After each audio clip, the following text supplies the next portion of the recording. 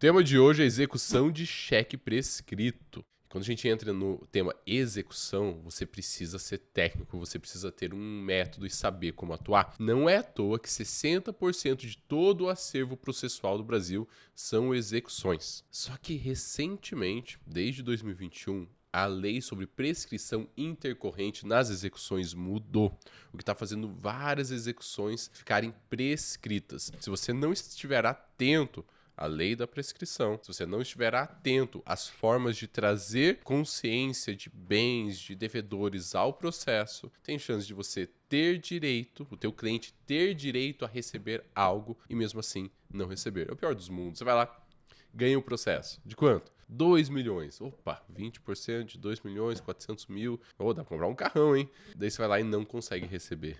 Que frustração, né? Mas fica comigo que eu vou te mostrar como que funciona quando essa dívida é proveniente de um cheque que prescreveu. Então, caiu no teu colo uma ação de cheque prescrito. O que é isso? É quando você tinha uma data lá no cheque, passou mais de 6 meses, prescreveu. O cheque, ele perde a força de título executivo.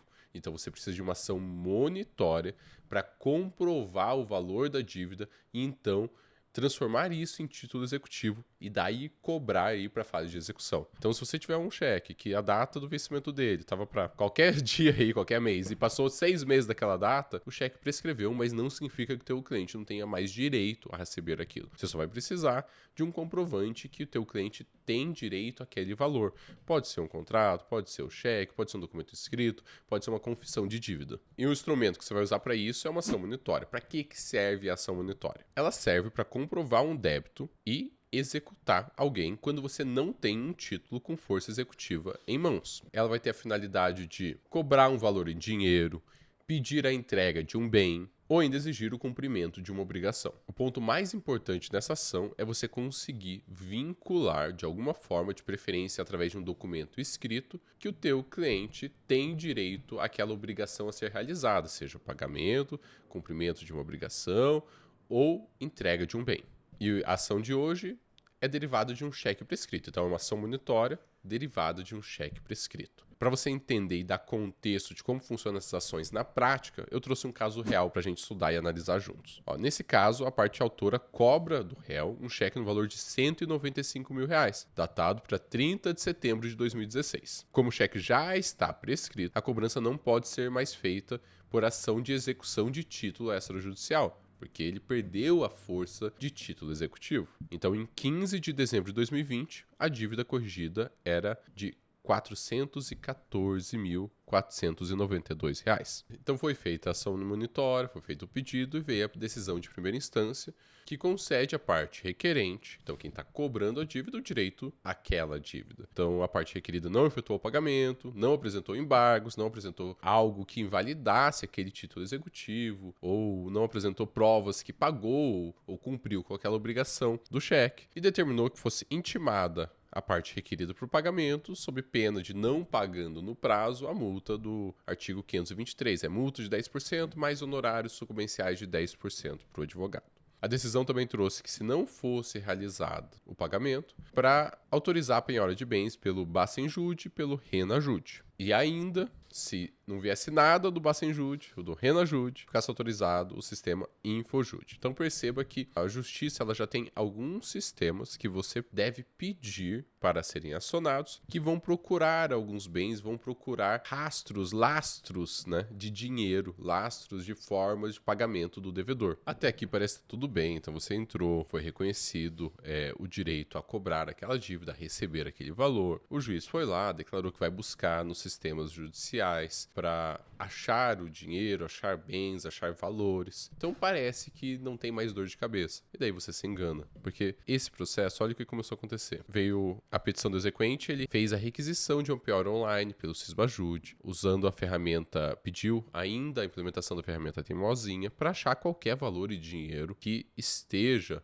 com o executado. A resposta foi o seguinte, o executado tem esses valores aqui, R$ 217,98, R$ 29,61. Então, não cobre nada de nada dos 500 mil reais, 400 mil reais devidos ao exequente. E daí, esse processo ele começou a entrar em suspensão contínua para, depois de um tempo, buscar novamente bens. Em novembro de 2022, pedido de suspensão por 30 dias para busca de bens e ativos de execução. Março de 2023, intimação da parte autora para promover andamento do feito, sob pena de extinção ou arquivamento, para busca de dinheiro, busca de bens, busca de algum dinheiro, algum bem que pudesse pagar, quitar essa dívida. Em março de 2023, foi juntado um cálculo atualizado e pedido de penhora online via Sisbajude, novamente, mais teimosinha, que não resultou em nada novamente, então não tinha nada lá. O valor que eles encontraram disso foi R$ 2.672, perto dos R$ 400 mil, já atualizados,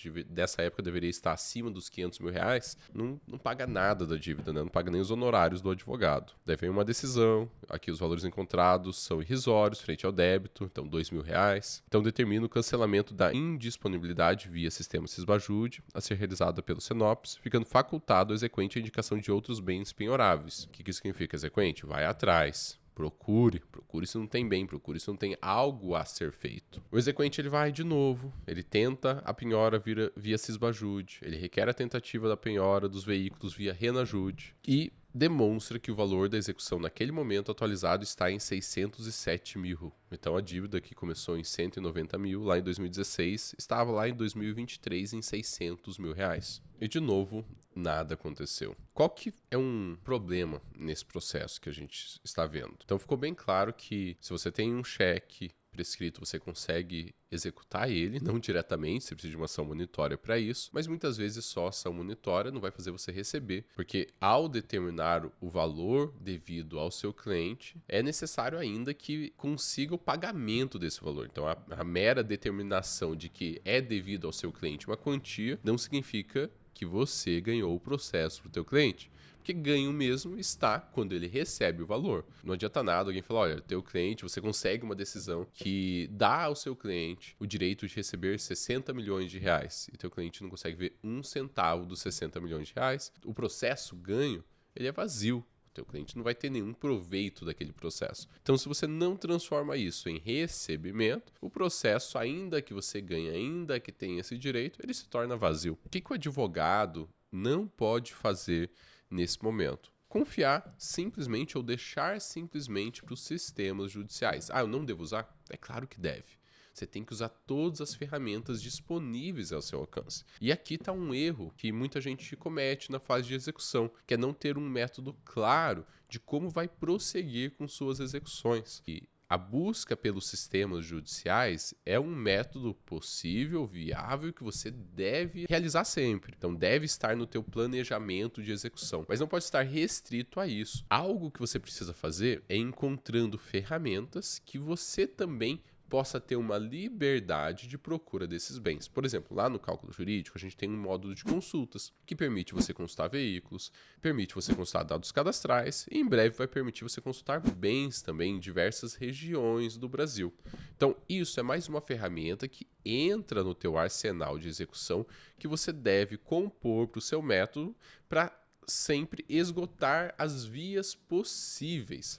Nesse caso, talvez, provavelmente, tem um laranja também, então você precisa não só fazer um processo investigativo para o teu cliente, mas sim no entorno do seu cliente. Será que não tem alguma fraude a terceiros? Será que os bens desse devedor não estão no nome de algum parente? Será que ele não fez uma empresa no nome de terceiros? É importante você passar por essa investigação, passar pela análise do executado, mas não se restringir ao executado, olhar o entorno dele e observar como que se comporta. Por exemplo, se esse executado ele tem R$2.000 nas contas, mas você acompanha e tem relatos que a vida dele não segue o padrão de R$2.000 na conta corrente, então você sabe que o dinheiro está vindo de algum lugar. E se o dinheiro está vindo de algum lugar, é teu dever trabalhar nessa investigação para achar o dinheiro. Muitos advogados, eles acabam não recebendo porque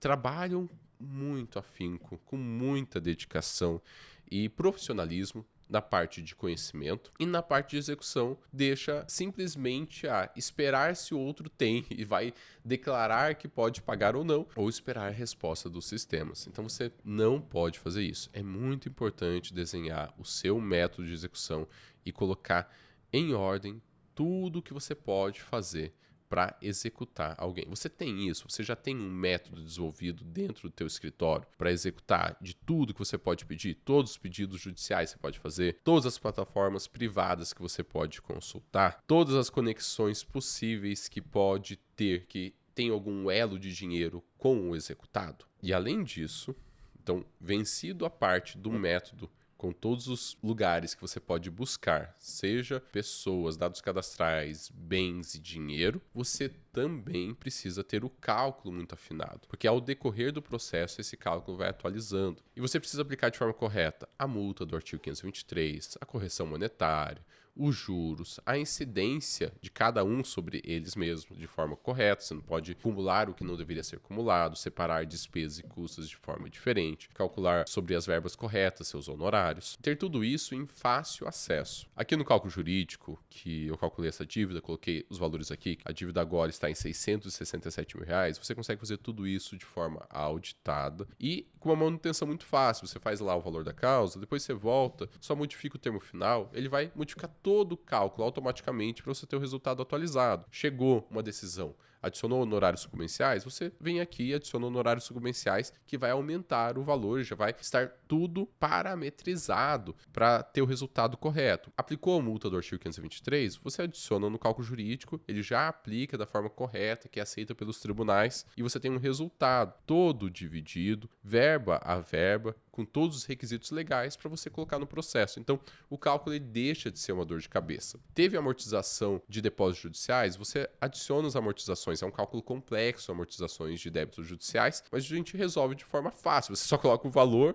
e a data e a gente vai fazer todo o cálculo. O software faz todo o cálculo por você, sempre deixando 100% atualizado. Então, você precisa estar com um cálculo fácil de fazer em mãos, para não perder tempo ou dinheiro mandando para outros, para terceiros realizarem, ou tempo toda hora tendo que refazer o cálculo inteiro aí dentro do teu escritório e com chances aumentadas de errar, de cometer um erro, de esquecer uma variável, de mudar uma variável que não deveria ser mudada. Para fechar, é importante você entender que vão ter execuções que realmente o resultado vai ser zero. Zero recebimento. E se você sabe que vão ter ações que o resultado vai ser zero recebimento, algo que você tem que evitar ao máximo é cobrar apenas no êxito. Então, chegou em suas mãos uma ação monitória, um cheque prescrito, o que você tem que evitar a todo custo é cobrar, então eu vou cobrar 20% do êxito, então 20% dos 600 mil nesse caso. Você pensa, poxa, 120 mil reais é bastante. Mas essa ação está há mais de 5 anos acontecendo. Há mais de 5 anos esse advogado ou advogada está cuidando desse processo, fazendo pedidos, acompanhando o que está acontecendo. Talvez esteja buscando fora dali, está usando recursos dos escritórios. E se os honorários forem apenas no êxito, pode não receber nada. Então você pensa, mas eu posso arcar com um processo e não receber nada.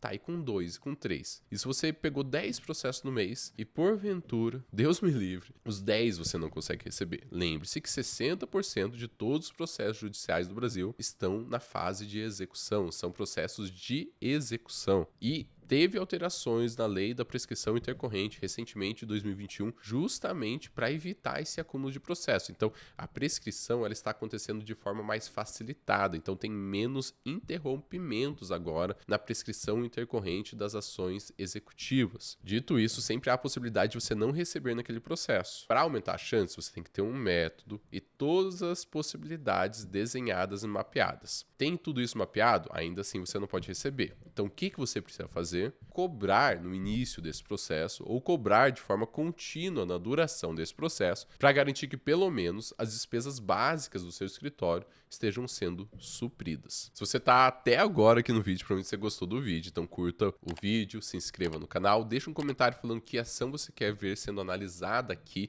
no canal do Cálculo Jurídico e a gente se vê no próximo vídeo. Até mais!